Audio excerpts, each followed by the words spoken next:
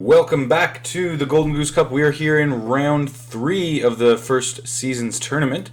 We have our top 16 remaining. I'm your host, Gay Mongoose. We're splitting into 2 groups of 8 today for the to see who all makes it into the final round. 10 teams will be selected based on points to see who makes it into the last round. We've got Group A today with the Island Plates map. The Inland Sea is going to be going on next episode.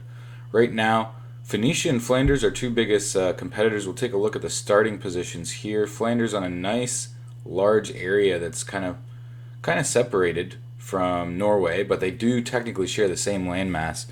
Norway, not a lot of land over there, but they got the ships. They know how to conquer some new areas. Scythia, small island to themselves with a city-state friend. Same goes for Tibet. Tibet's right in the middle of the map, though. And this island here, with that tundra up top and that huge expansive green space, unclaimed. Nubia, Tibet, and Norway all surround that area. This is the largest landmass we're looking at now, with Georgia down below. So the good separation between them and Nubia. A thin peninsula connects the next big chunk of land where you find Phoenicia, an island that's unsettled beside them towards Flanders, and then up top of that landmass is the Cree. Now, I suspect, well, Cree and Norway already got a second city down. I suspect that area of the map's going to get pretty crowded. Georgia, Cree, Phoenicia, and Nubia are all in the same spot. They do share that largest landmass, but in this island map, the largest landmass isn't that massive. Okay, and we're underway.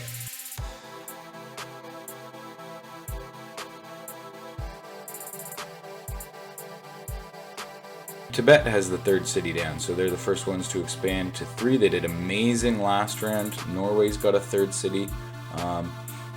And I suspect Tibet could be the dark horse, power horse of this tournament here. A mod civ, of course, but not typically overly aggressive. They were last round, though. They took over quite a bit of that territory when they were in the white color. They're in the green today. Nubia is moving south. They're going to have to move south before they get their ships to claim those other islands. Georgia and them are going to meet face to face, but the Cree's already got a warrior in around one of those Georgian cities. The Cree looking to expand too, and Phoenicia hasn't done anything yet. They still have just 1 city. It has been known to happen sometimes in these games. We have an incubation state kind of going on.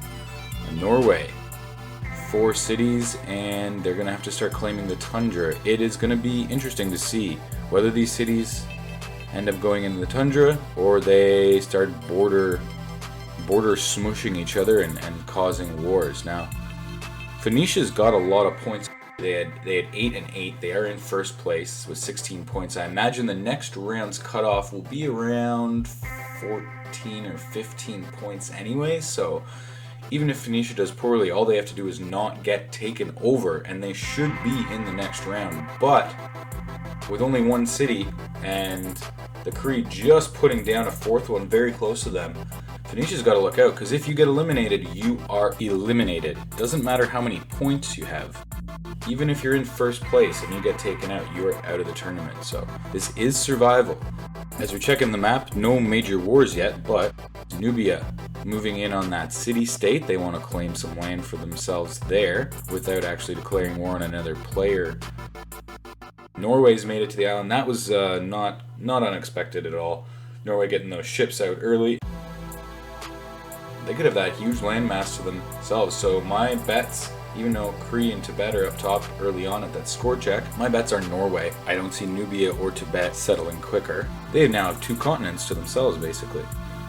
Georgia and Nubia and the Cree have all met each other on their borders. Look out for a war there soon. It's Nubia and Georgia first going at it, and the Cree has managed to stay out of trouble, which is good because they have a pretty weak military at the moment, but so is Nubia. Georgia should be the victor of that war if they keep going. As Phoenicia still rocks that single city, but lines up some troops on the border with the Cree. Nubia is kind of coming into the territory, but not really sending all the horsemen that they could be. Tibet is up on another island as well, so Tibet, 2 islands actually now. Georgia on one of the islands, and the Cree starting to settle Phoenicia's lands. It's trouble for the big guys. They could be out. This could be big news. Harold slapping down a second expansion city on that other island, and Scythia is still stuck on their home island, so we're going to see if they can get any more land going, because Scythia needs someone to basically have a war with. Nubia has filled up their island. They're looking fantastic. We're almost 100 turns in now. They're up into the tundra, so it didn't matter that they didn't get a piece of those new islands. They are looking pretty strong on their original landmass. Their one city is under fire right now, but there's nobody left to take it, so they've done a successful defense of their city. Wow, there we go. Finally some more cities for the Phoenicians, and they've got a huge army and probably no one to fight unless because the Cree has not been bothering them at all. Scythia is moving out some ships and some warriors, but I don't see any settlers to get themselves off their main landmass. Tibet playing the dangerous game, settling right beside Norway's new island. They might be fighting over that big continent there. I'm surprised that hasn't filled up yet, because there's a lot of good green space left. There we go, the Phoenicians and the Crees are at war. This was bound to happen. They better have their strength built up, because if they don't, take a city, like if they get depleted here by the Cree, they're going to be very weak. Only 3 cities for production right now. Well, I kind of knew this one would happen. Is it a war? Oh yeah. Here we go. It looks like a war between Norway and Tibet now that they've encroached on their territory. Lots of crossbowmen going over towards Flanders for Norway. Flanders has kept out of everyone's business. They're pretty far away from everyone, but Norway, their closest neighbor, finally at war with them. Looks like Norway is at war with maybe Scythia as well. Dark Ages for Tibet and Scythia, a Golden Age for Dido, and Harold and Poundmaker still up there in the lead. It looks like the border for points is going to be Georgia and Nubia. Georgia, they're in 16th right now, so they need a big game. They need to take somebody over if they want to make it into the final round. Kiagudo under attack. It is a free state right now. And it looks like Norway's settler is going to claim the rest of that tundra. Tibet lost their other city on that new island there next to Norway as well. Norway expanding to another southern island, Skemodo. Their expansion game is good right now, and they should be strong. Look at this. Okay, so the Cree down south in the tundra, cutting off the expansion from the Phoenicians even further. But Amanator, Nubia, has scooped up into second place. They got a huge expansion there, reaching into the tundra. And they're going after Tibet after fighting a city-state. Golden Age for Norway this time. And an expected Dark Age for Dido. I don't know, but Tibet might be getting cut down a little bit. Resolutions. We'll show more resolutions this time. I know people are probably curious of that. Norway up top more in the tundra. Yet again, they know how to survive in the tundra. They know how to expand on the islands. They had every advantage playing to their strengths for this map specifically. They should do extremely well. And a beautiful Golden Gate Bridge there built by Flanders. Oh yeah, perfect. Right over that inland sea. Dark Ages for everyone, almost. So we are entering a huge Dark Age across the map, and Scythia's got their islands pretty much as expanded as they could. They snagged one and a couple down below with the tundra. Phoenicia just got pinched off. They waited way too many turns to get their first city out, and they're paying the price. As we said before, 2 8-point rounds.